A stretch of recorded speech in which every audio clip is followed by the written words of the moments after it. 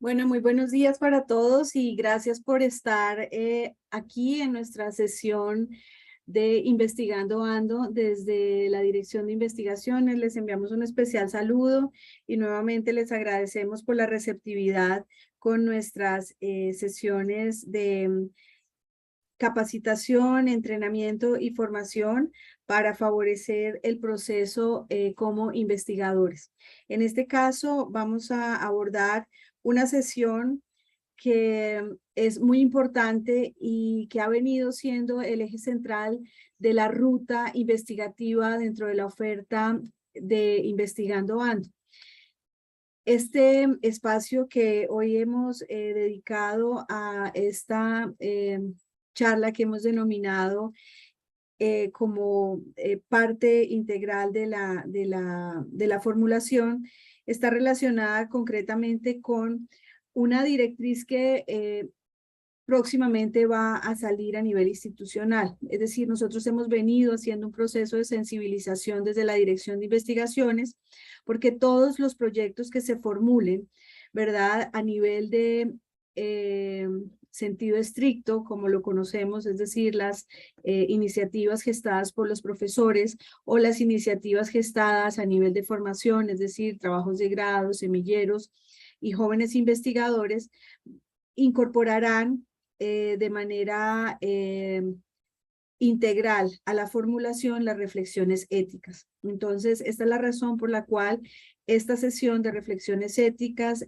como parte de la formulación y elemento integral de emisión del aval técnico, es muy importante para nosotros y no nos cansaremos de hacer estas sesiones porque sabemos que es un proceso progresivo de sensibilización para apropiar la importancia y la responsabilidad de la ética como nuestro rol de investigadores.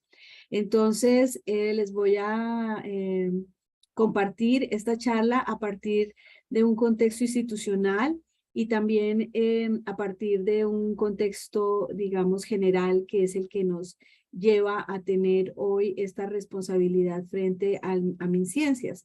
Y es que la universidad, ¿verdad? Dentro de su sistema de gestión de ciencia, tecnología e innovación, pues tiene todo un sistema de información, y los sistemas de información, como ustedes saben, se nutren de los insumos que cada uno de los frentes de la universidad le entregan a ese sistema. Entonces, recientemente hemos adquirido el sistema de gestión de ciencia, tecnología e innovación, Apollo Pure, que es una plataforma que nos va a ayudar a hacer toda la gestión de nuestros proyectos, nos va a ayudar a medir el impacto y, por supuesto, nos va a ayudar a visibilizar los resultados de investigación. Cada una de las áreas de conocimiento está reflejada en este sistema y hoy nos vamos a concentrar puntualmente en el tema de proyectos. Cómo los proyectos están gestionados o se están cargando para su respectiva gestión en el sistema Apollo Pure. Entonces, esta decisión institucional no solamente es una decisión que va de la mano de los sistemas de información, sino también va de la mano de unas normativas a las cuales debe atender la universidad. Puntualmente me refiero a la política de ética de investigación, bioética e integridad científica que está planteada en el COMPES 4069 y sobre el cual todas las instituciones de educación tienen un compromiso como actores y agentes del sistema de ciencia, tecnología e innovación. Este COMPES plantea dentro de esta política 8 principios, de los cuales hay uno que coincidencialmente es el primero y el que nos permite a nosotros como institución evidenciar el compromiso frente a la ética y la integridad científica. Nosotros como institución debemos evidenciar ese compromiso a partir de las reflexiones que cada investigador, bien sea desde el ámbito de proyectos en sentido estricto o proyectos en formativa, hagan frente a la responsabilidad social que tenemos con los sujetos participantes, con los seres vivos no humanos y con el patrimonio cultural e inmaterial. Entonces, pasamos de un paradigma donde la ética y la integridad científica estaba suscrita aparentemente solo para los programas de salud, a un ámbito donde todos los campos de formación se ven inmersos en esta responsabilidad de un compromiso frente a los valores éticos universalmente aceptados para el desarrollo de investigaciones. En ese orden de ideas, de lo general a lo particular, la universidad decidió, a partir de ese COMPES, documentar todas las reflexiones éticas en un documento que se ha denominado Consideraciones éticas para la formulación de propuestas de investigación. Es decir, en toda investigación en la UNAP, nótese que no hay ninguna excepción, que hemos hecho un proceso progresivo de empezar por las investigaciones lideradas por los profesores, pero llegaremos a un punto donde también las investigaciones lideradas por los estudiantes, es decir, las del ámbito formativo, deberán incorporar estas reflexiones. Entonces, en toda investigación en la UNAP, como parte de su concepción y análisis técnico, se debe reflexionar e identificar cómo se van a cumplir con los principios y valores éticos universalmente reconocidos para los investigadores. Y además, cómo vamos a cumplir, además de esos principios y valores éticos, con las normas vigentes. Es decir, el Consideraciones éticas es una reflexión holística desde lo que es la parte normativa y desde lo que es la parte ética. En este documento que ustedes podrán acceder a través de la suite Visión Empresarial, tenemos 5 elementos muy importantes que permiten dar respuesta a esos valores éticos universalmente reconocidos para un investigador. Estos 5 apartados deben diligenciarse a completitud. No se deben dejar espacios en blanco, no se deben omitir, ni se deben poner rayitas, no, se debe diligenciar completamente. Entonces, esta es como la primera recomendación, y es que si todos los apartados se deben diligenciar completamente, en esta sesión vamos a ir recorriendo cada uno de esos 5 apartados para orientarles de qué manera y qué debe ir como respuesta a esa reflexión en cada uno de esos elementos. La segunda recomendación para este formato está referida puntualmente a la pregunta 2.10 del apartado 1. Que siempre, sí o sí, independientemente de la tipología de investigación, del ámbito en que se desarrolle el proyecto, la respuesta se va a marcar con una X en sí. Y ya vamos a ver por qué. Pero de antemano les digo, se responde con sí porque esa afirmación es coherente con la responsabilidad de la institución frente a la normativa nacional de ética, bioética e integridad científica. La tercera recomendación para el diligenciamiento del formato es que asimismo, como en la pregunta 2.10 se marca que sí, independientemente de cualquier tipología de investigación, en las fuentes de recolección de información, que es el apartado 3, hay una fila que le indaga al investigador o al equipo investigador sobre el material bibliográfico como bases de datos indexadas, libros, informes, es decir, información secundaria. Por lógica, siempre esa respuesta también será sí, porque no existe ninguna formulación que no se ampare, ancle o fundamente en la revisión de un estado del arte. Entonces, dichas estas 3 recomendaciones, la primera, que todos los apartados se diligencian completamente y que la respuesta a la pregunta 2.10 es sí, y a la fuente de recolección de información relacionada o reconocida como secundaria es sí, vamos a abordar cada uno de estos 5 apartados, no sin antes recordarles que el acceso a la información oficial, que la última versión de cualquier documento que ustedes necesiten para la formulación de proyectos, siempre la deben consultar en la suite Visión Empresarial. Les recomendamos esto porque a veces sucede que nosotros formulamos un proyecto en el primer semestre del año y guardamos en nuestra carpetita de proyectos los documentos. Y luego llega el segundo semestre del año y queremos hacer una nueva formulación y usamos esos formatos. Es posible que algunos hayan tenido algún cambio, casi siempre modificaciones incluso sugeridas por los propios investigadores para hacer mucho más fácil, amigable y entendible el diligenciamiento. Entonces, por favor, no se confíen de los formatos que usaron en la convocatoria anterior y siempre consulten en la suite Visión Empresarial, que se accede con el usuario y la clave del correo UNAP por mi portal. Es muy intuitivo y con una palabra en criterio de búsqueda pueden encontrar cualquiera de los documentos. Dicho esto, entonces vamos a empezar con el recorrido de los 5 apartados. El primer apartado, la información general del proyecto. El segundo, las preguntas reflexivas, en donde está la 2.10, donde siempre se responde que sí. El apartado 3, los métodos de recolección de información. El apartado 4, lo que tiene que ver con propiedad intelectual y derechos de autor. Y el apartado 5, con el conflicto de intereses. También aquí quiero hacer un comercial para los profesores que son líderes de los cursos del componente investigativo, tanto en pregrado como en posgrado. El diligenciamiento de este formato de consideraciones éticas incluso puede ser una actividad de aprendizaje que ustedes incorporen en su guía cátedra y que les va a ser de mucha utilidad. Y en cada uno de los apartados les voy a citar algunos ejemplos que pueden utilizar para incorporar este formato como parte de una actividad del curso. Entonces vamos a iniciar con el apartado 1, que hace referencia a la información general del proyecto. Este primer apartado es el que permite identificar el origen del proyecto. Nosotros aquí tenemos entonces 2 opciones. La opción, como les digo, que el proyecto sea del ámbito de formativa, es decir, que corresponda a los programas académicos, es decir, programas de pregrado o programas de posgrado. Fíjense en que la perspectiva de esta directriz institucional en su concepción es que en algún momento el alcance sea para todos los niveles o todos los ámbitos. Entonces, en una información general, el primer elemento que me permite identificar el origen, si es de formativa o es de sentido estricto, me lo da una de estas 2 filas. Son excluyentes, que quiere decir que si yo estoy en como coordinador de un programa de posgrado, mi primera fila diligencial es exclusivamente esta. Si yo soy un profesor que viene a formular para UNAP Convoca, solo voy a llenar la fila de proyectos en convocatorias y claramente se selecciona con una X si es una convocatoria interna o externa.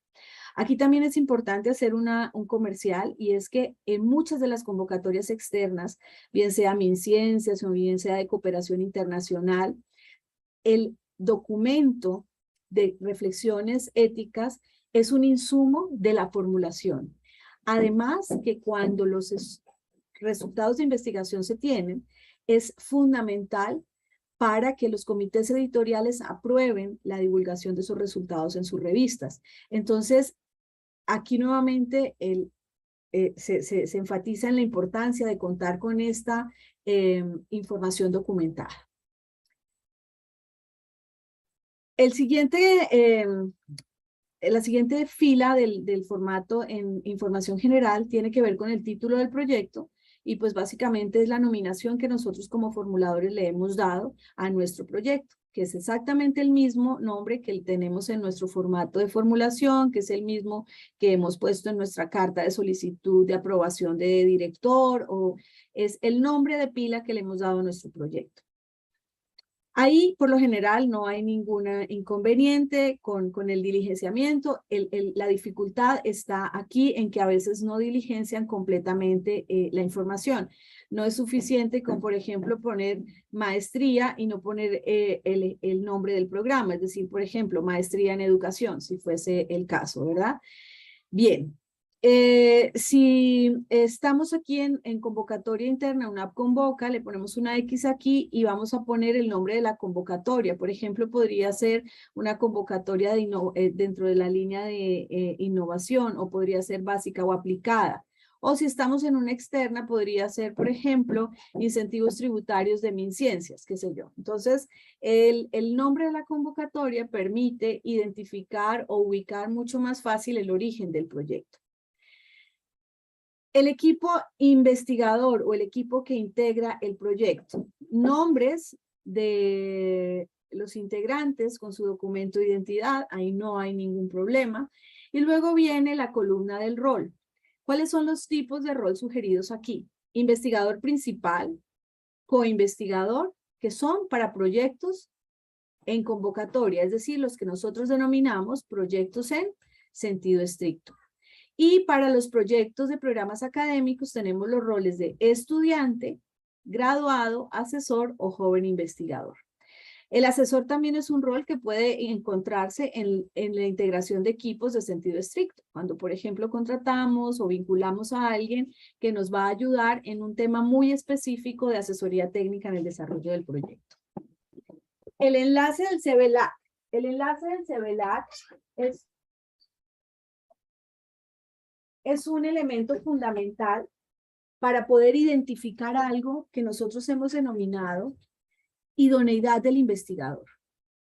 Y también es fundamental para poder enlazar los resultados de los procesos de investigación a los investigadores y a los grupos.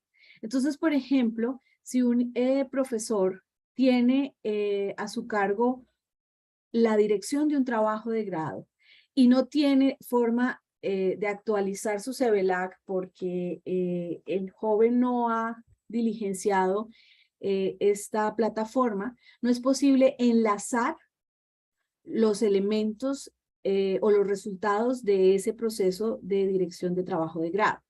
Entonces, el enlace del CBLAC, como pone aquí, una notica en la parte de abajo, es la plataforma institucional de MinCiencias para el registro de los investigadores. Esto es muy importante, vuelvo e insisto, para verificar la idoneidad del investigador y para poder anclar o para poder amarrar los resultados de investigación, sobre todo para los investigadores y grupos en las mediciones de MinCiencias. En el último columna del formato en información general del proyecto encontramos una serie de preguntas que se responden con sí o no de acuerdo con la vinculación que tiene el estudiante, el investigador, el asesor con la universidad.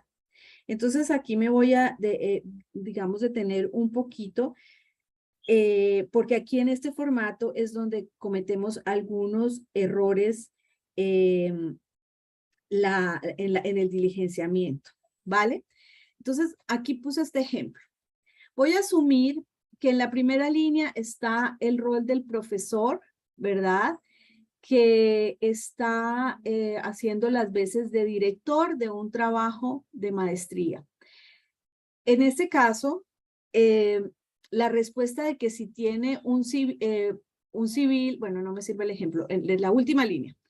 Civil sí, laboral no, no, en la segunda línea, discúlpenme. Civil no, laboral sí. Aquí está el nombre del profesor, ¿verdad? Que hace las veces de director.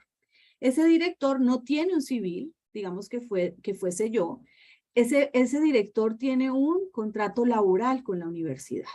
Y ustedes dirán, bueno, pero ¿esto qué tiene que ver con las consideraciones éticas? Tiene mucho que ver y tiene una gran correlación con el apartado 4 del formato, que ahora más adelante vamos a ver. Si es, por ejemplo, un asesor, él no tiene un contrato laboral, pero seguramente sí le vamos a hacer una orden de prestación de servicios para que nos dé su asesoría en ese apartado puntual del proyecto o en esa asistencia técnica que requerimos, ¿vale? Si es, por ejemplo, un joven investigador, también se vincula a través de un contrato de prestación de servicios y no tiene un contrato laboral. Entonces, dos observaciones importantes de esta caracterización del equipo investigador. No se diligencia con X, se responde con sí o con no. Este es un error muy común. Entonces, para cerrar la primera parte del formato, me quiero, digamos, puntualizar en dónde están las oportunidades de mejora en el diligenciamiento, marcar con X a qué programa pertenece en el caso de que sea del ámbito de formativa y escribir, digitar el nombre del programa, ¿vale? En el caso de proyectos en sentido estricto, es decir, los liderados por los profesores, dar una información complementaria a la X que se puso, bien sea si es un tema de una app convoca o si es una convocatoria externa. Por ejemplo, si decimos que es externa, ¿quién es ese ente financiador externo? No dejar en blanco ningún apartado. También se puede poner, por ejemplo, el link de la convocatoria externa, si es que está disponible esta información en web. Y el otro punto crítico en el diligenciamiento del primer apartado es el enlace del CBLAC, que lo dejan sin enlace porque no lo tienen, o a veces está, pero no está público. Esto es bien importante, sobre todo para poder validar esto que menciono, que es la idoneidad del investigador. Y si no lo tienen creado, pues no se va a poder jalar o anclar los resultados de los proyectos de formativa a los CBLACs de los profesores, y eso tributa para reconocimientos de investigadores y grupos. Y finalmente, marcar con X aquí cuando la pregunta nos indica que la respuesta debe ser un sí o un no, ¿vale? Sí o no, no X. Bien, no sé si hasta aquí haya alguna pregunta de parte de los asistentes. Tengo 13 personas en el aula. Voy a ver por acá tenemos algún... Carolina, hola, buenos días. A nivel del chat hay una Sí. pregunta de Manuel Franco. Te la voy a leer. Dice, ¿es decir que la primera fila solo está destinada para directores de programas o coordinadores de posgrado, o como profes podemos hacer proyectos de programas académicos? Vale, muy bien. Primera orientación. El formato de consideraciones éticas es para los formuladores. Es decir, si es un proyecto de sentido estricto, es decir, desarrollado por los profesores, lo diligencia el investigador principal junto con su equipo. Si es un proyecto de formativa, el que lidera el diligenciamiento del formato es el estudiante con la asesoría de su director de trabajo de grado, que ha sido asignado por el coordinador del programa, bien sea de pregrado, especialización o maestría. Entonces aquí me voy a permitir citar un ejemplo de la vida real. Si estábamos en el ejemplo de que era una maestría, ¿verdad? Yo ponía la X acá y mi programa académico es maestría en educación. Aquí hay dos partes. Por un lado está Adriana Ávila como coordinadora de la maestría en educación, y por otro lado el director, la dupla entre director de trabajo de grado y estudiante o estudiantes. Esas personas son los que diligencian. Entonces, Manuel, cuando tú me dices que si es para, voy a volver a ir a leerla exactamente la pregunta que me hiciste en el chat.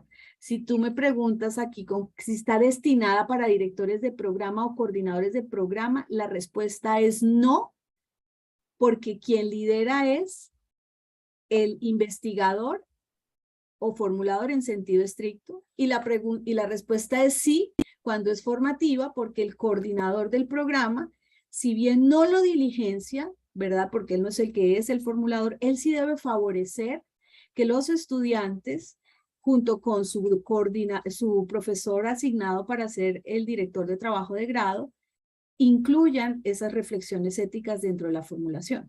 Por eso también mencionaba al inicio que una sugerencia muy respetuosa para los profesores que son titulares en los cursos del componente investigativo es que incorporaran el formato de consideraciones éticas como parte de una actividad de aprendizaje, para que se fuesen entrenando en cada uno de los aspectos que se refiere el formato.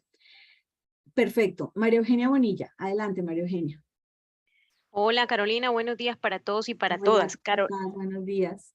Carolina, complementando un poquito la pregunta que hacía Manuel, Sí. nosotros ya hemos empezado a incorporar el diligenciamiento del documento de consideraciones éticas con los estudiantes de maestrías.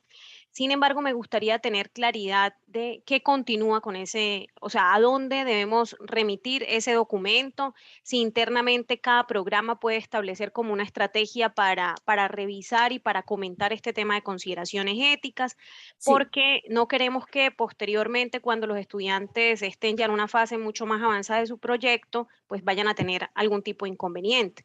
Y en nuestra maestría, por ejemplo, de políticas públicas y desarrollo, en la de ciencia política, sí tenemos más margen margen de acción, pero en políticas públicas y desarrollo necesitamos que se haga investigación aplicada porque es parte del entrenamiento para hacer procesos de diseño y evaluación de política. Entonces quería complementar esa pregunta y plantearte otra con respecto al CBLAC, cuando estabas hablando de que hay que diligenciar completamente todos los espacios. Muchas veces nosotros tenemos proyectos externos en los que coinvestigadores o asesores de otras instituciones no tienen, digamos, ese perfil de investigadores y no han formulado, no han diligenciado su CBLAC.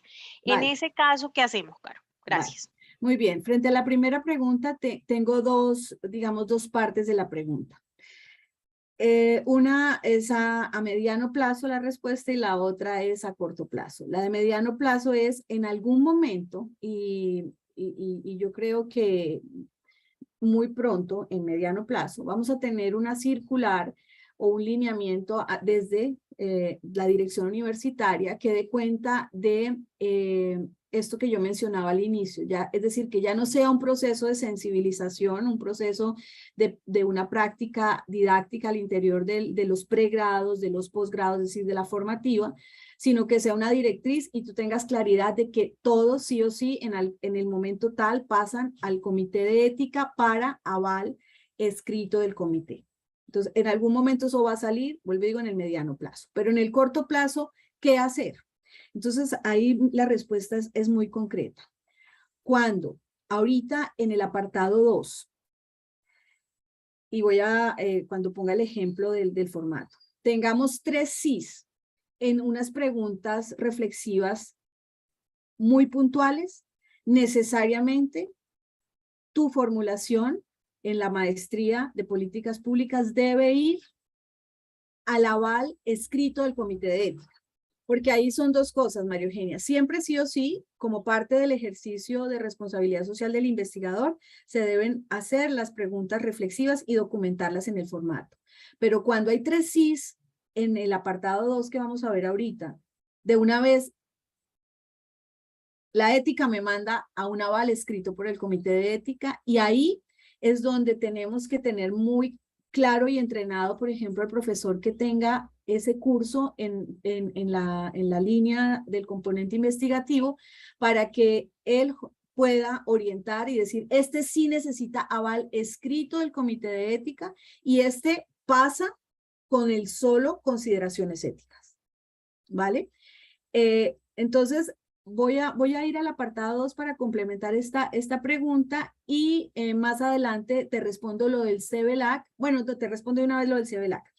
En el caso de las personas que no tengan CBLAC, deben entonces hacer lo siguiente. Si no tienen ninguna otra plataforma, por ejemplo, si es un asesor y el asesor, por ejemplo, no tiene su CBLAC porque no es investigador, viene muy concreto, es un personaje del DANE y viene a apoyarles a ustedes, eso es muy concreto, puedo darles 2 soluciones para responder la pregunta que ve el comité, que es idoneidad del integrante del equipo investigador. Una, si tiene un LinkedIn o un LinkedIn con su perfil donde se pueda ver su trayectoria, esa es una opción para poner un enlace digital.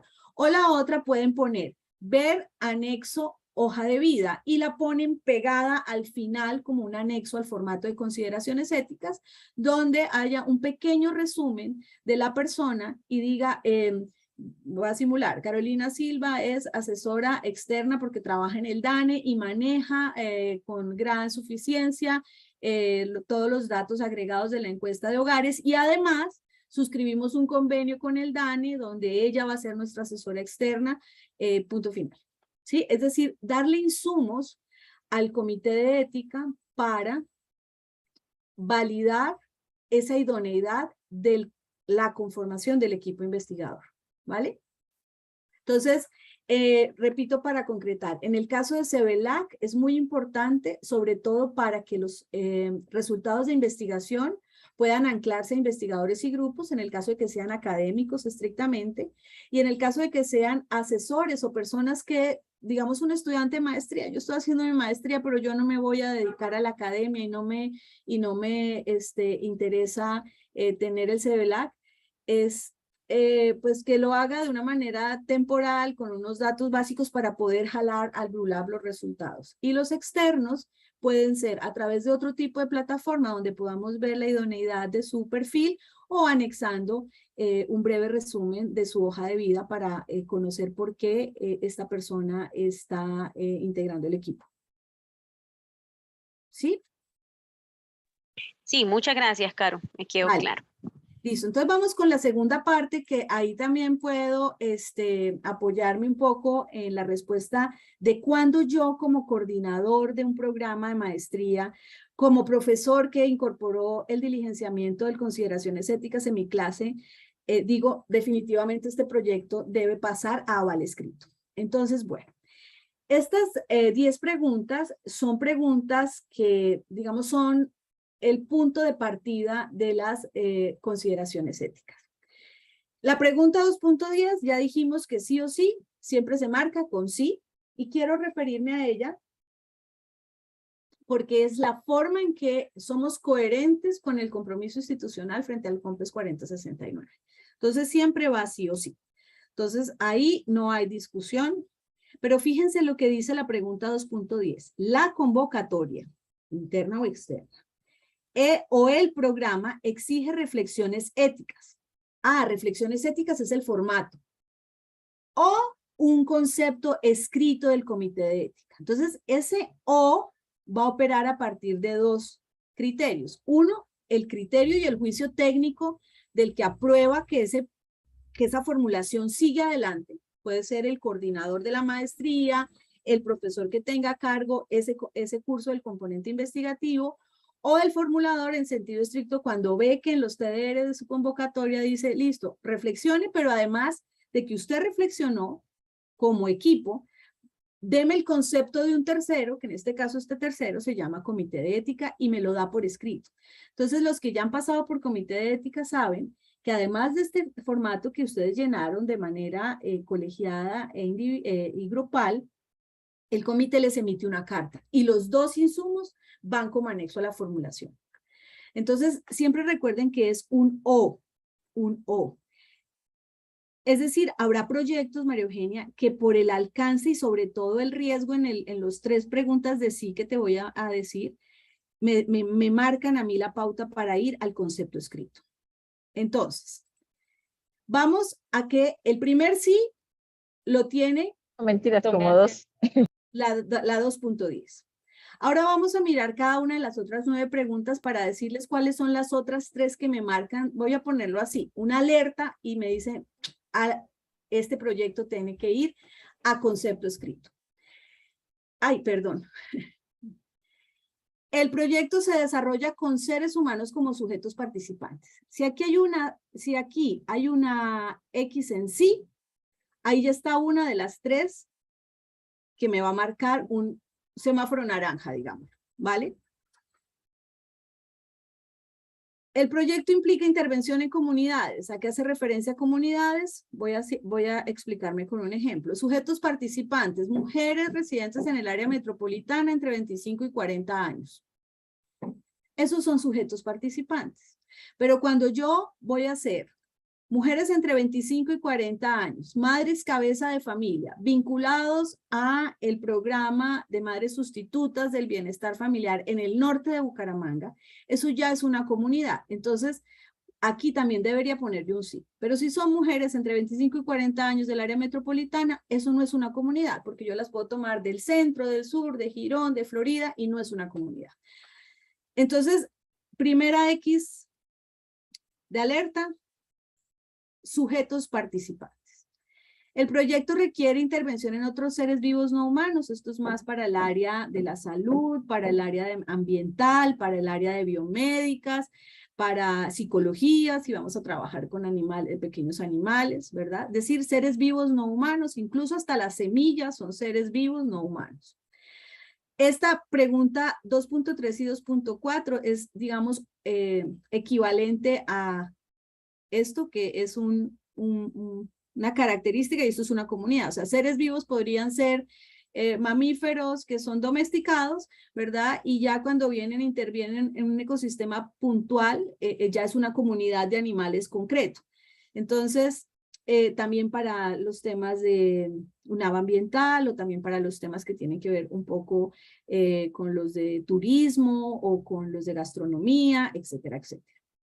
Entonces aquí, digamos que esto no es que no me marque alerta, pero primero y el compromiso nuestro es con sujetos participantes humanos. Luego viene la segunda X de alerta, que está en la 2.5, que es si el proyecto tiene dentro de esos sujetos participantes, ¿verdad?, alguna condición de vulnerabilidad. Y esa condición de vulnerabilidad está dada por este concepto que nosotros vemos aquí. Es decir, que existe un riesgo especialmente alto de sufrir algún daño debido a el contexto ambiental, económico, social, político y que por tanto requieren de especial protección. Entonces no es lo mismo trabajar con adolescentes de colegios privados de Bucaramanga que trabajar con adolescentes de el barrio o de la comunidad Ciudad de la Nueva Girón. ¿Por qué? Pues porque ahí hay una condición, ¿verdad?, de contexto económico y social que puede potenciar su vulnerabilidad. Entonces aquí está la segunda X que me marca una alerta naranja para ir a comité de ética para tener un concepto escrito. Y la tercera X está en el 2.6, ¿verdad?, que tiene que ver un poco con la 2.7, y es que si esa respuesta en 2.5 fue sí, debe uno como investigador ponerle la X a la caracterización. Entonces voy a ponerle la X a esta caracterización y yo digo que son mujeres embarazadas, esa es la vulnerabilidad que yo ya identifiqué porque voy a trabajar en embarazo en adolescentes, y además le tengo que poner una X en sí a 18 años porque los adolescentes van entre los 14 y los 21. Entonces ahí en ese rango poblacional tengo mis sujetos participantes. Entonces, cuando esas 3X están encima, María Eugenia, en sujetos participantes, vulnerabilidad, y esa vulnerabilidad es particularmente menores de edad, alerta naranja pasa a roja. ¿Por qué? Porque automáticamente por esa misma caracterización de mis sujetos participantes yo debo ir a concepto escrito del comité de ética. Entonces fíjate que si tenemos un proyecto donde vamos con sujetos participantes, ¿verdad?, pero no son vulnerables porque son personas, vamos a hablar del desempleo en el área metropolitana. Entonces, no voy a hablar de las percepciones frente a la corrupción. No es un grupo poblacional que tenga algún tipo de vulnerabilidad, entonces seguramente voy a marcar que no es una comunidad, que no hay personas con cierta vulnerabilidad, y no voy a hablar con menores de edad porque pues voy a hablar con los que pueden tener una experiencia como sujetos activos de la democracia, entonces tampoco voy con niños menores de edad. Entonces ahí ese proyecto no necesita el juicio crítico de un comité de ética escrito. Con el documento de consideraciones éticas bien diligenciado y completamente diligenciado, validado bien sea por el coordinador de investigaciones, en el caso de que sea de sentido estricto, o el coordinador del programa junto con el director que le han asignado al muchacho, tranquilamente ese proyecto fluye. No sé si aquí hay alguna pregunta al respecto de la alerta, por decirlo de alguna manera, que me permite a mí como filtro, sea coordinador, o sea director de programa, o sea coordinador de maestría, o sea director de trabajo de grado, saber que mi proyecto debe ir, María Eugenia, adelante, al comité de ética. Adelante. Sí, claro, bueno, me queda claro y me doy cuenta que en algunos casos efectivamente tendrán que ir a comité de ética por la particularidad de vulnerabilidad de la población con la que trabajan. Sí. Y entonces, en ese caso, ¿cómo es el procedimiento? ¿Es el mismo, es a través de correo electrónico? ¿Los estudiantes no manejan la plataforma Apolo? ¿Cómo haríamos en ese caso para radicar la solicitud? Bueno, como te decía, hay una directriz a mediano plazo que todavía nosotros no tenemos, digamos, en la comunidad universitaria. Sin embargo, el camino sí es a través del sistema PURE. ¿Por qué? Pues porque es el sistema de gestión de la investigación en la universidad. no está definido todavía, pero yo creería que está en cabeza del coordinador del programa, que es el que, por lo general, así no existiera PURE, es el que consolida, aprueba y da curso, ¿verdad?, a la viabilidad de la formulación de los programas, de los proyectos de trabajo de grado en los programas. Entonces, el mecanismo interno seguirá siendo como cada programa lo tenga. Hay algunos que, como te digo, lo tienen incorporado dentro del curso, otros es al final del curso. El todo es que ese coordinador sabe sus 15, 20 estudiantes de la cohorte cómo están frente a su trabajo de grado y le asigna su director. Entonces, no está en blanco y negro aún la circular, pero la intuición y la tendencia es a que sea el coordinador el que marque la pauta de esa cargue al sistema PURE, porque así como en sentido estricto lo estamos subiendo a PURE, en formativa también se hará allí. Entonces, lo importante ahora, María Eugenia, y es lo valioso de tu pregunta, es que más allá del mecanismo esté la filosofía de la reflexión. Puede ser que lo terminemos mandando por correo, no lo sé, pero por correo o por PURE, lo importante es la filosofía de la reflexión. ¿Y cuándo será eso? Yo creo que en mediano plazo. Yo pienso que va a haber también un periodo de transición, porque haz de cuenta que si sale la circular en enero del 2023 y para ese momento los muchachos ya habían entregado su formulación y tienen aprobado anteproyecto y ya lo que van a hacer es desarrollo, pues no tendría forma de, ¿cierto?, de irse para atrás. Si fuese que nuestras respuestas en la 2.1, 2.5 y 2.6 nos hubiesen marcado un sí. Es más un debido cuidado del acompañamiento del director para que se respeten y se mantengan esas prácticas éticas en el trabajo de campo con los sujetos participantes. Bien, dicho esto, vamos a seguir con el apartado 3, que tiene que ver, bueno, aquí hay un comercial importante cuando es a la alarma naranja de la pregunta 2.1, 2.5, 6 o 7, en el caso de menores de edad, nos diga que sí, entonces ya sabemos que vamos a necesitar un concepto escrito del comité de ética y que por lo general ese concepto escrito tiene que ver con consentimiento informado. De consentimiento informado tenemos dos insumos.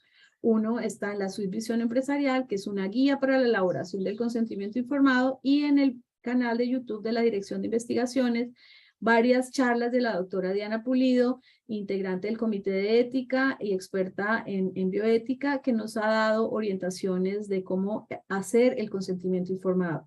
Yo aquí solo quiero recomendarles o que se lleven una acepción, y es que el consentimiento informado no es un formato, ¿verdad? Es un mecanismo de comunicación entre el equipo investigador y el sujeto participante. Ese formato o medio de comunicación se deberá ajustar a la caracterización de los sujetos participantes. Si los sujetos participantes son niños menores de 18 años, en edad preescolar, pues hacer un formato de texto solamente no creo que sea el mecanismo más acertado para comunicarse con ellos. Si los sujetos participantes, por ejemplo, son personas que tienen baja visión, pues seguramente también un Word con letra menuda y muy cargado de información no sea el mecanismo de comunicación. Entonces, todo eso está en la guía de consentimiento informado, que, como digo, está disponible en la suite y hay videos en el canal de YouTube. Entonces, apartado número 3, métodos de recolección de información. Entonces, aquí yo ya les había anunciado en las recomendaciones generales del diligenciamiento de este formato que siempre iba a haber una pregunta que se respondía con sí. ¿Y por qué hacemos esa recomendación? Porque no existe ninguna formulación que no tome como base el estado del arte o no tome como base el contexto de investigaciones previas o de otros resultados de investigación y que nos dé pues la base para nuestra formulación. Esto me marca a mí necesariamente que en el apartado 4 yo tengo que decir de dónde voy a hacer uso de ese material bibliográfico y ya lo veremos pues cuando vamos al apartado 4. Las otras respuestas, ¿de qué dependen? Pues dependen de la formulación. Entonces hay proyectos que no trabajan ni entrevistas, ni grupos focales, ni talleres, ni encuestas, ni registros de audio y video, sino por ejemplo observación participante o observación no participante. Hay otros que no usan ninguno de estos, por ejemplo, una investigación en salud que trabaja con material biológico o datos relacionados, es decir, historias clínicas. Hay métodos de recolección que tienen que ver, por ejemplo, con animales como sujetos de investigación, ¿no? Entonces, el sí o el no es relativo, depende de cómo voy yo a desarrollar mi metodología. ¿Qué es lo que no puede pasar? Que, por ejemplo, yo haya marcado en el apartado 2 que no tengo sujetos participantes en el 2.1 y que yo llegue aquí y me digan que hay un sí en entrevistas. ¿Sí? Entonces, eso es como lo que hemos encontrado. Incoherencias entre las respuestas a las reflexiones frente a los sujetos participantes y los métodos de recolección de información.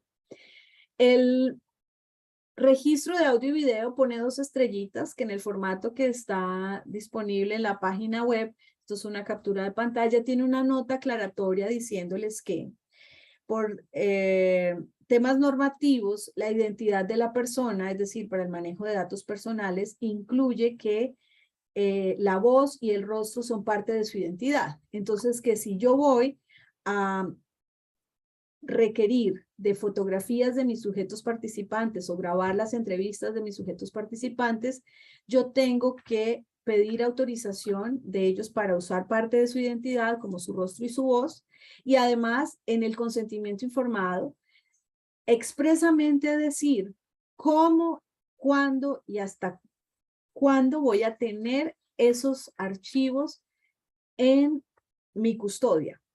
¿Por cuánto tiempo voy a tener las grabaciones y en qué mecanismo de digitalización voy a proteger esa información?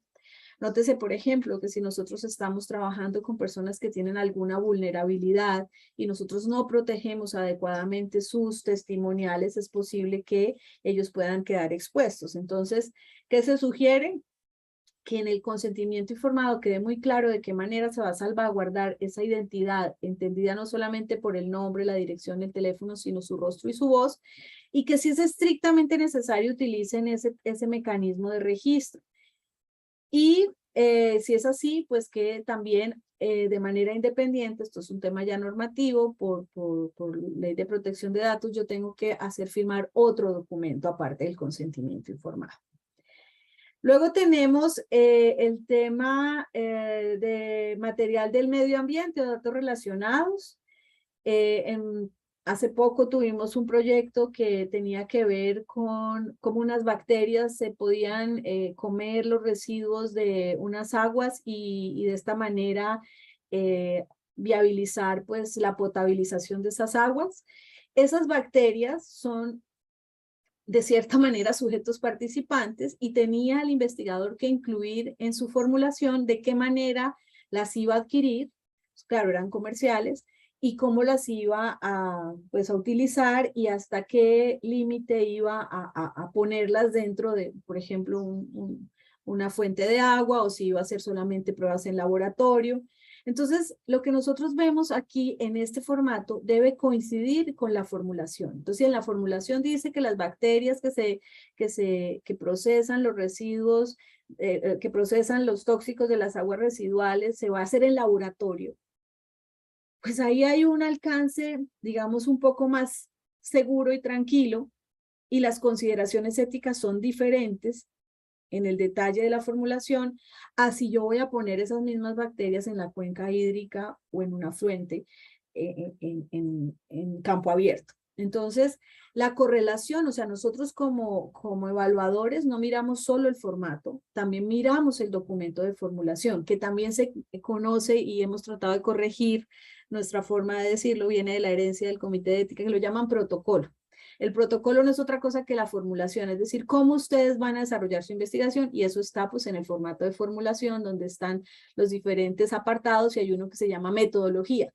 La metodología para efectos prácticos de la valoración escrita del Comité de Ética es ver cómo desarrollará la investigación, ¿no? Y lo tomamos de ese formato de formulación. Bien, todo lo que tiene que ver con manejo de información personal, pues ya lo hemos mencionado, y todo patrimonio inmaterial o cultural que tenga, como eje central la investigación.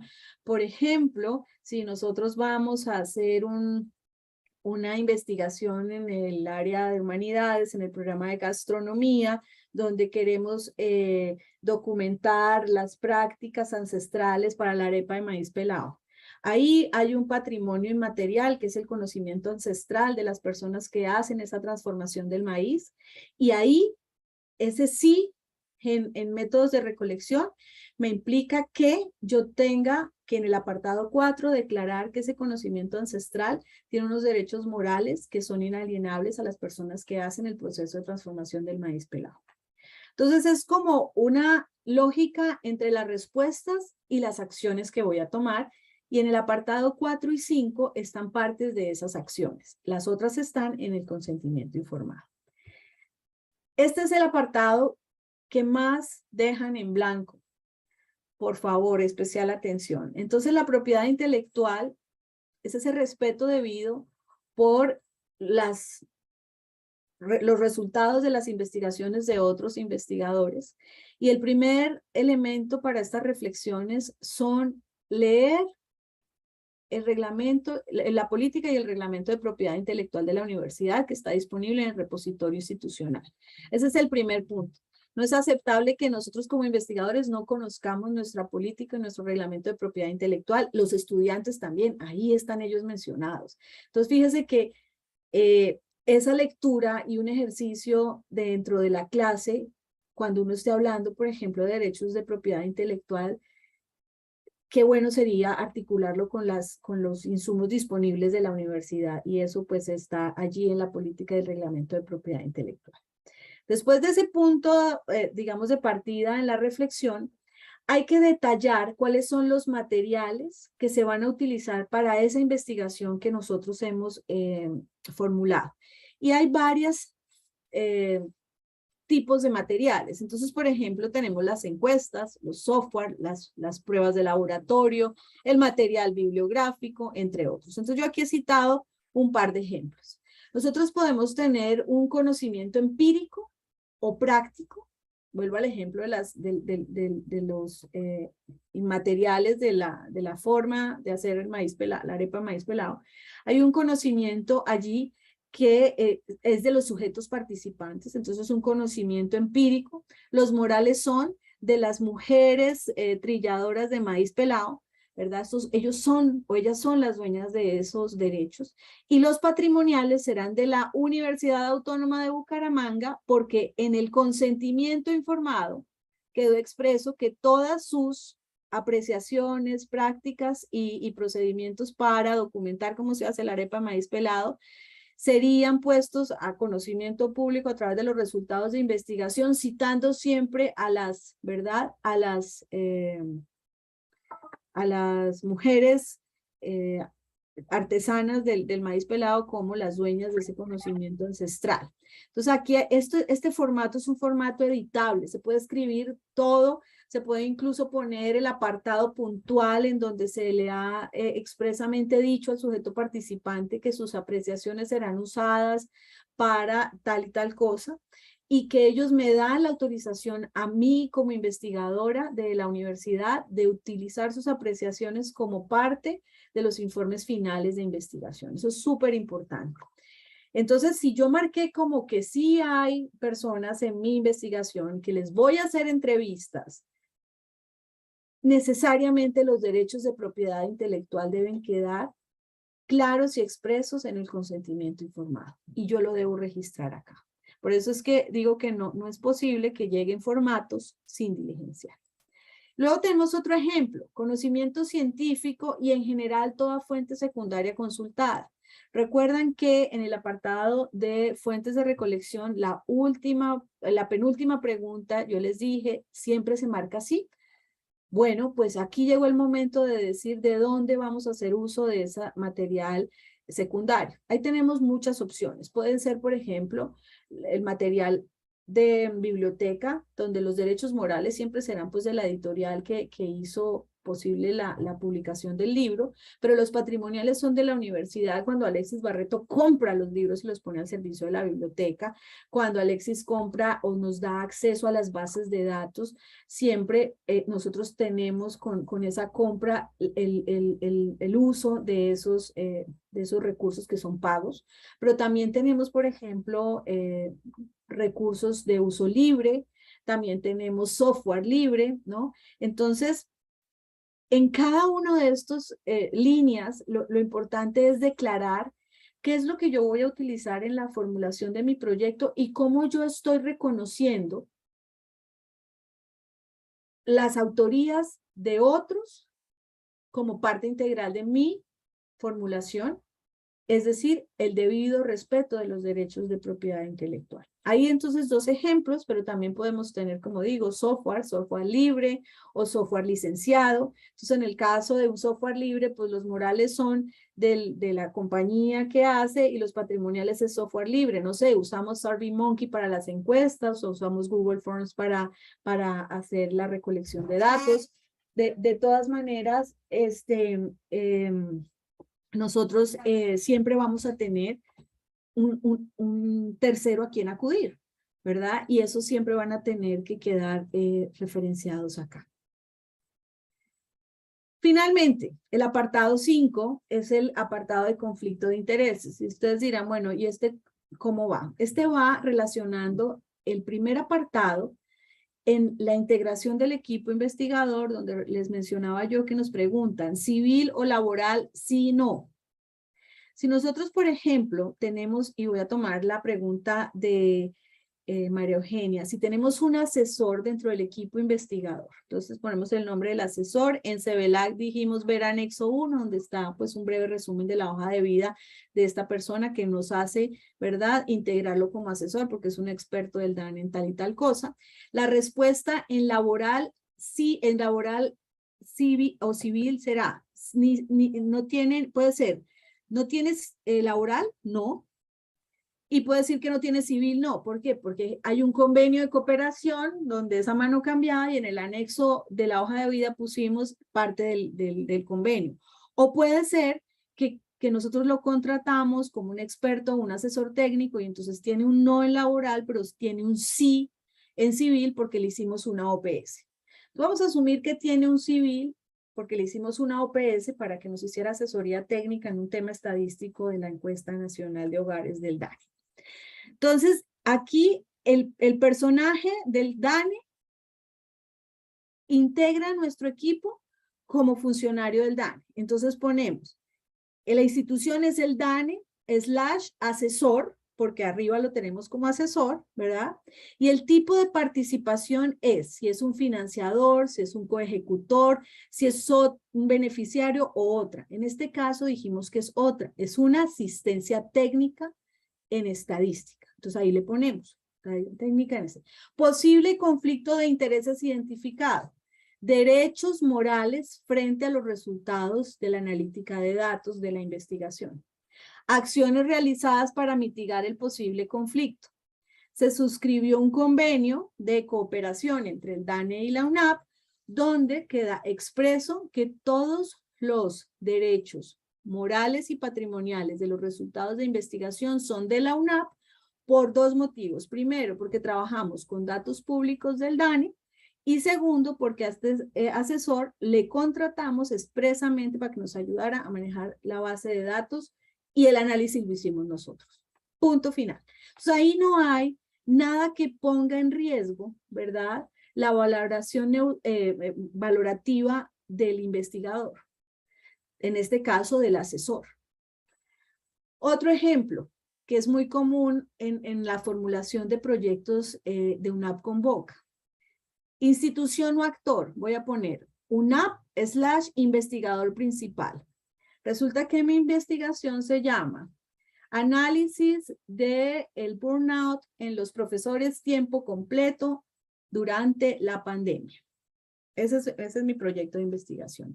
Resulta que yo soy la investigadora principal, pero además, ¿verdad? Entonces yo aquí soy tipo de participación investigadora principal, posible conflicto de interés identificado, que soy juez y parte, es decir, al mismo tiempo que soy empleada de la UNAP y que puedo estar sufriendo del burnout por el tema de pandemia, soy la investigadora. Las acciones para mitigar ese posible conflicto es que yo, uno, no voy a ser parte de la muestra, así yo sea profesora a tiempo completo. Dos, no voy a hacer las entrevistas a profundidad con las personas que se hayan primero aplicado el instrumento. Y tres, el análisis de datos lo vamos a hacer, lo va a hacer el coinvestigador y yo solamente voy a hacer lectura crítica. No voy a aportar los juicios porque yo puedo, ¿verdad?, perder mi neutralidad valorativa porque es que yo soy una colaboradora a tiempo completo que posiblemente tenga unas apreciaciones y unas percepciones que puedan influir en el resultado final de mi investigación. Entonces yo me hago a un lado para no sesgar las conclusiones del análisis de los sujetos participantes.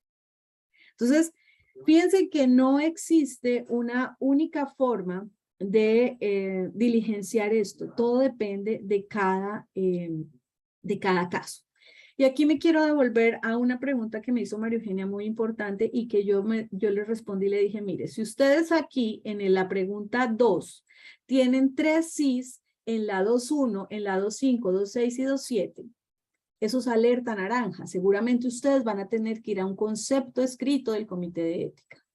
Pero también puede ser que ustedes estén trabajando sin sujetos participantes, que ustedes estén trabajando, por ejemplo, con una de esta, donde dice que tenemos cosas de la historia clínica. Ay, se me perdió. Donde está la información de las personas, ¿dónde está? Proyecto requiere... 2.6. 2.6, Pacientes gracias. clínicos. Exacto, gracias, profe Hilda. Tenemos temas de historia clínica, o sea, yo no voy, los sujetos están anonimizados, yo no sé quiénes son los fulanos, yo solamente trabajo con datos de las historias clínicas, pero resulta que yo voy en sociedad con la FOSCAL. Aquí en derechos de propiedad intelectual hay un alerta naranja que me dice, oiga, usted necesita un aval escrito del comité de ética, donde el comité de ética, ojo con esto, haya dado su concepto diciendo, señores comité de propiedad intelectual, les paso un casito que acabo de identificar aquí en las reflexiones éticas, donde se requiere un tema de cesión de derechos. Entonces, en propiedad intelectual, también nos marca una alerta naranja para tener un concepto escrito de un comité de ética que lo transfiere en este caso por el alcance del comité al comité de propiedad intelectual. Y nos ha pasado, y voy a citar el ejemplo concreto, proyectos de formación para la investigación en el área de ingeniería, cuyos resultados de investigación van a ser parte de un proyecto institucional en sentido estricto. Entonces ahí, cuando nos llegan a nosotros ese caso, lo analizamos, identificamos que efectivamente hay unos derechos de propiedad intelectual que están aquí declarados, y nos lo pone la formuladora y nos dice, mire, aquí hay un conocimiento práctico derivado de el desarrollo de software de los estudiantes del trabajo de grado tal en ingeniería de sistemas, los morales serán de los muchachos, los patrimoniales serán de la UNAP, sí, solo si se haga una sesión de derechos. Entonces, ¿qué haga ese comité de ética? Toc, toc, señores comité de propiedad intelectual, les entregamos la posta de esta reflexión ética que deriva en una sesión de derechos. Caso real. Entonces nosotros se lo pasamos de ética al comité de Gerli Carolina, donde ella lidera que todos los derechos de propiedad intelectual sean debidamente tratados para el reconocimiento de los morales y los patrimoniales. Entonces, para cerrar mi intervención, el otro apartado de consideraciones éticas, donde podemos encontrar una alerta naranja que requiere, así yo haya marcado que no hay sujetos participantes, que no hay intervención con comunidades ni vulnerabilidad, pero estoy trabajando sobre posibles resultados que deriven en derechos de propiedad intelectual, automáticamente necesitamos contar con un aval de un comité ético / propiedad intelectual también. No sé si tengamos alguna pregunta o inquietud al respecto.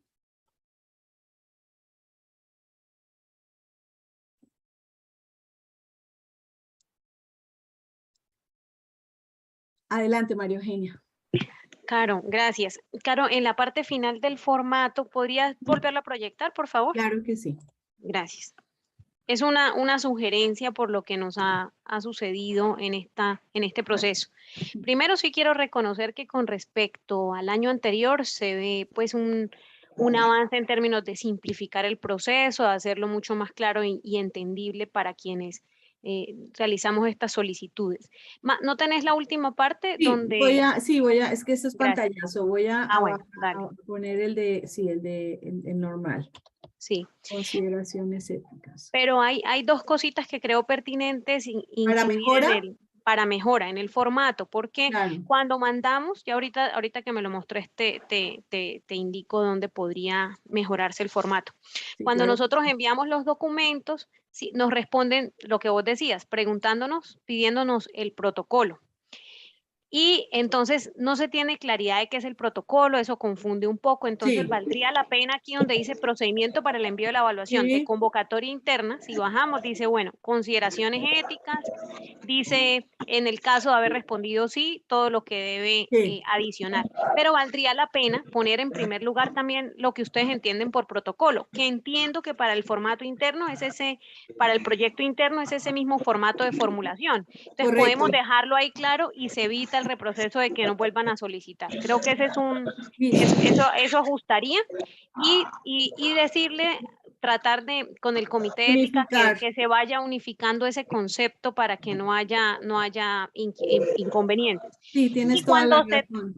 Y cuando se trata de las indicaciones para proyectos externos, entonces ahí sí que aclarar y poner tal vez un término que sea mucho más... La formulación, ¿tú crees que la formulación es más clara? Documento de formulación de la propuesta.